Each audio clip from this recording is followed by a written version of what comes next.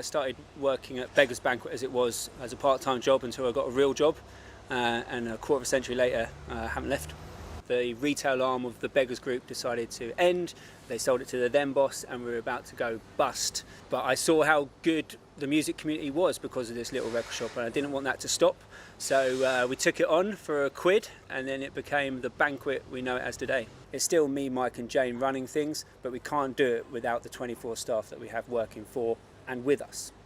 Of course, we've had to adapt and evolve as people's music tastes and the way that they listen to music have changed over the years.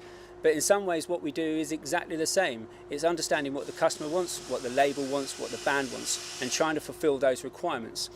Being independent has allowed us to do that without having to check into some corporate HQ. We're our own bosses, we can do what we want because we are music fans, and so we're the customer too.